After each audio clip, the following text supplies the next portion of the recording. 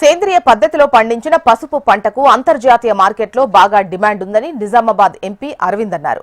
నిజామాబాద్ పట్టణంలో జరిగిన జాతీయ పసుపు బోర్డు తొలి వార్షికోత్సవ కార్యక్రమానికి ముఖ్య అతిథిగా హాజరైన అరవింద్ రైతులు పసుపు పంటను ఆర్గానిక్ పద్ధతిలో పండించడానికి ముందుకు రావాలని పిలుపునిచ్చారు. దాదాపు ఈ దేశంలో ఎక్స్పోర్ట్స్ ప్లస్ వితిన్ ఇండియా పసుపు ఇవాళ 30,000 కోట్ల టర్న్ ఓవర్ చేస్తున్న ఒక పదార్థంగా మనకు ఒక కమాడిటీగా 30,000 కోట్ల టర్న్ ఓవర్ జరుగుతూ ఉంది పసుపు. This is huge. అండ్ ఈ గత 45 సంవత్సరాల నుంచి ఇది బాగా పెరగడం జరిగింది. I also congratulate Shrimati Bhavaneeshwari for taking turmeric board internationally.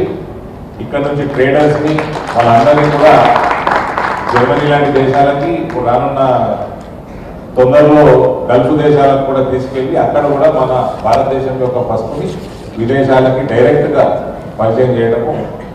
ఈ నేషనల్ టర్మరిక్ బోర్డు ఒక 1 yearలో చేస్తున్న కార్యక్రమాలన్నీ కూడా మనము వీడియో రూపకంగా చూడడం జరిగింది. So I congratulate you. It is moving very rapidly. We all thank you on behalf of the turmeric farmers of India for taking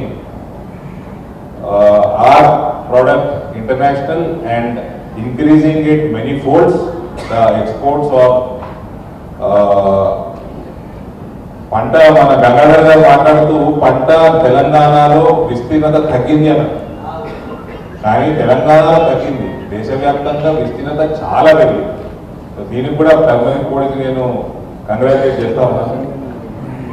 తెలంగాణలో తగ్గడానికి కారణం ఒకప్పుడు గంగాధర్ గారు నాకు చాలా చిన్ననాటి నుంచి మాకు మంచి సంబంధం. నన్ను చూడగానే ఆయన పాపం ఫ్లాష్ బ్యాక్ అయిపోయినట్టున్నాడు. అప్పటి రేట్లు మాట్లాడుతున్నాడు, అప్పటి సంగతులు చెప్తున్నాడు.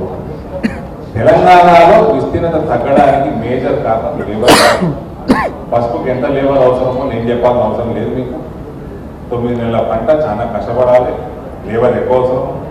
మన మహారాష్ట్రలో 400 రూపాయలు లేబర్ కాస్ట్ అయితే పర్ డే, ఇక్కడ 1,200 రూపాయలు లేబర్ కాస్ట్. సో మహారాష్ట్రలో మీకు 2,500-3 వేలకి పసుపు పండుతుంటే మన జిల్లాలో 4,500-5,000 రూపాయలకు పసుపు.